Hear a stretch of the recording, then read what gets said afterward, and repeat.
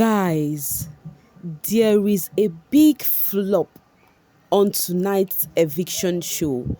Like multi-choice, their team, their production, Big Brother, Lawrence, there is a big flop from their end. We're gonna be seeing that. We're gonna be talking about that. When I pinpoint that, I would ask you to see if you did not see the flop, but I would be leaving that at the end of this video. Okay, so you have to watch to the very end so you don't miss any of the gist at all. First off, we're gonna talk on how the eviction happened before we talk about the F-up that they did on tonight's show. Meanwhile, did I just forget to introduce myself to you, babies? Hey babies, how are you all doing? Welcome back to Sale with Mimi where you get the gist. I see they do waiting. I see they hurt. Of course, you know there is no sleeping on your bicycle on this channel. If you snooze, you do what? You lose. Are you here to subscribe to this channel? Or are you still sitting on a far long thing?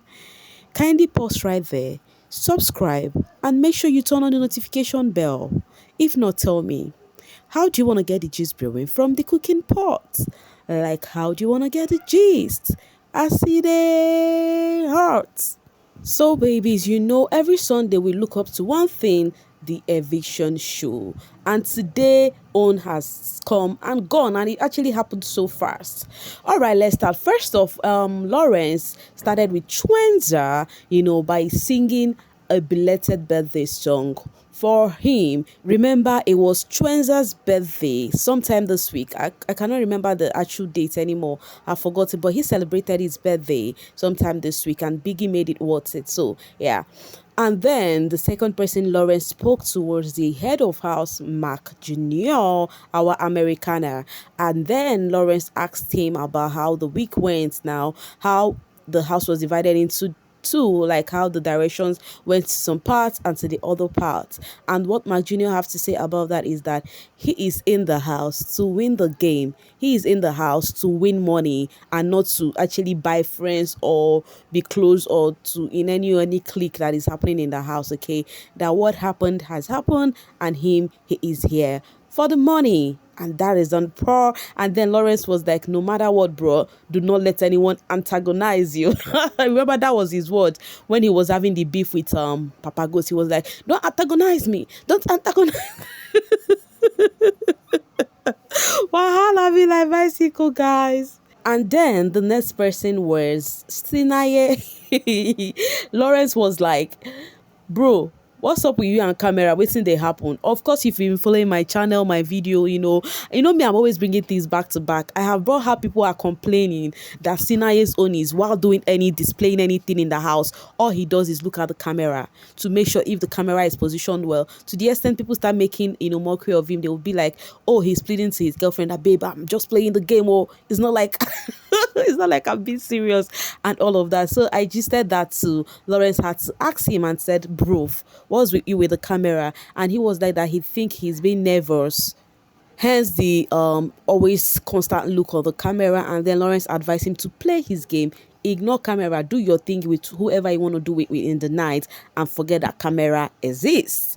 Will he be able to stop that? This one that he's been called out in the open, do you think he can stop that? While Lawrence was asking him, Z was busy smiling over there from her own end. And then the next person Lawrence asked question was Mile. I think he just wanted to ask Mile question for asking sake, so that she'll be recognized, because Mile is in the house, and at the same time it looks like she's not in the house. If you notice something, the camera has been on her most times today. Yeah.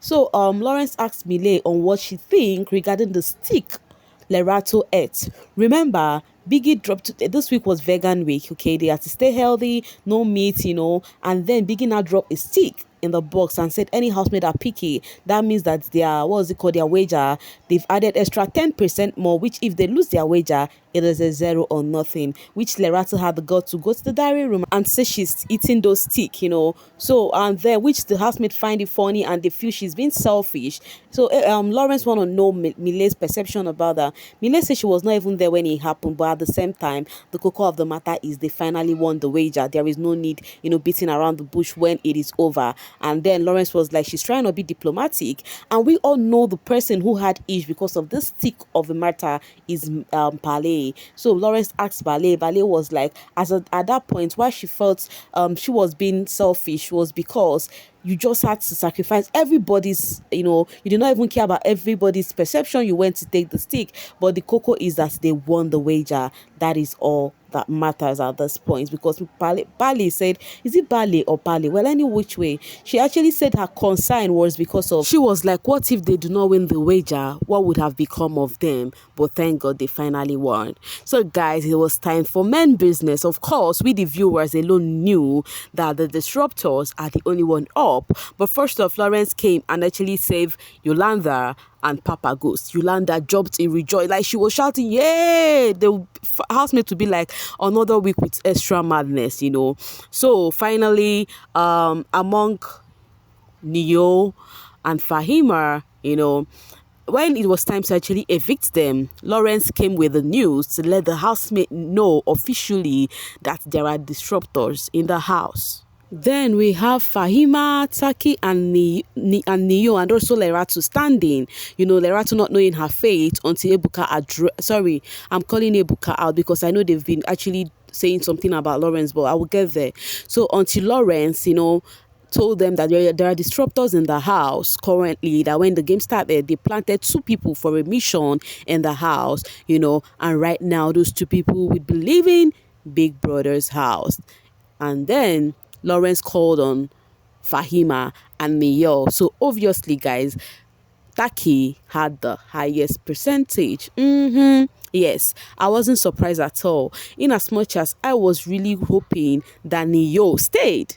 But with what I was seeing, Taki, I knew he would have the highest, And I think where people started coming for Neo was because she put up Z, and then replaced Z with and save Mark Jr. I think that was where everything started for Neo. If not, I think most public would have saved Neo. And the people who did this was Z fans. They actually make sure Taki had the highest vote.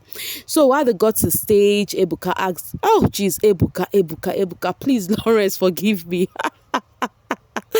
Lawrence asked them, they're staying in the house, the most fun part, and then this lady, was her name, Neo, said her fun part in the house was the parties, while Fahima said it was Mark Jr.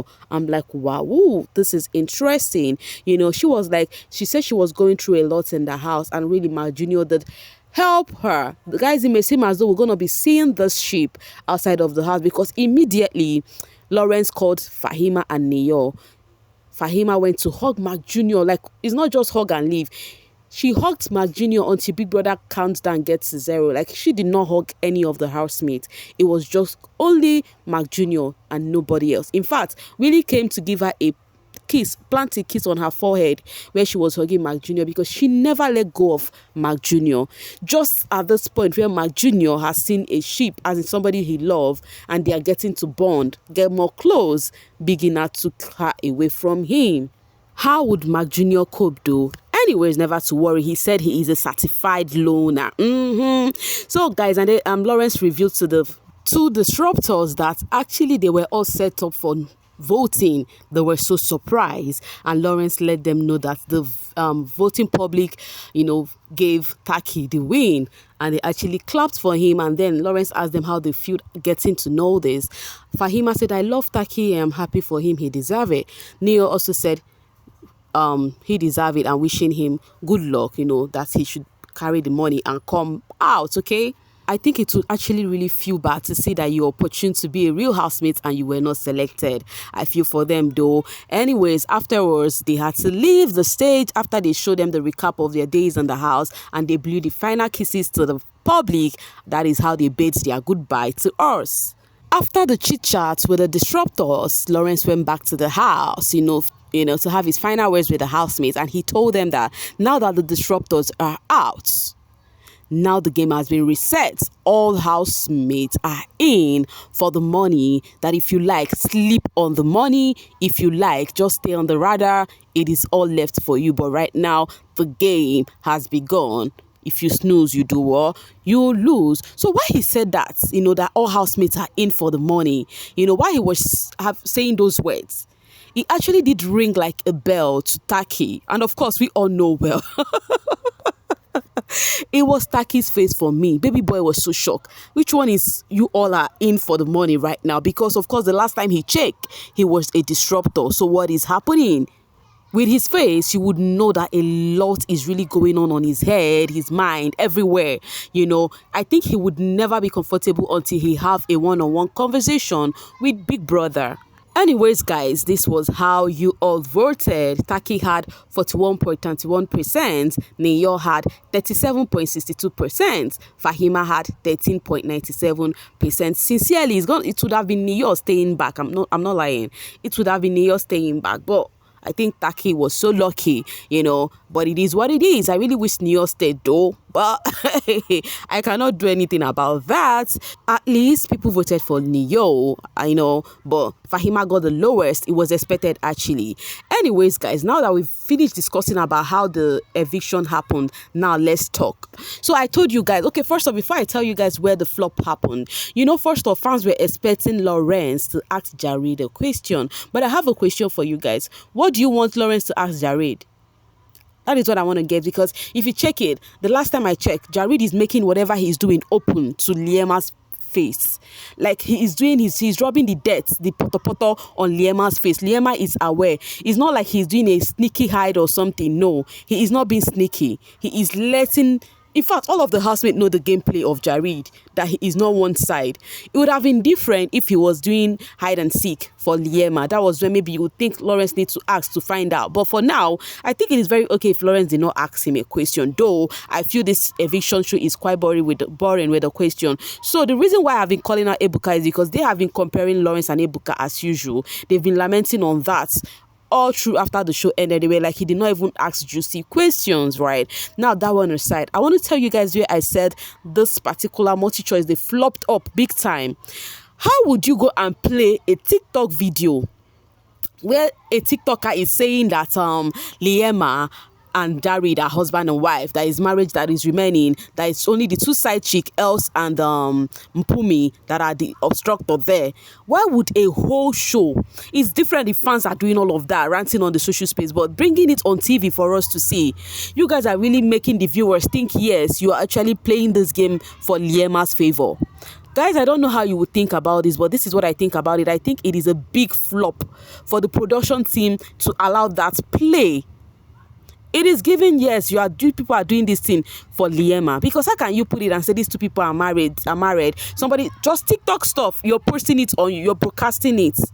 To me, I think it's a flop up, and you people are giving people more reason to drag Liema and to let the world know that Liema is production pet, and that narrative, you guys are actually selling it out freely for people who has been talking about that. Guys, I don't know what you guys feel about that, but I would love to hear from you in the comment section. Do you think it was a professional act by Multi-Choice showing whatever they just showed about that TikToker? Let me know in the comment section. For now, I'll be dropping my voice right here. To see you guys later. Bye for now, guys.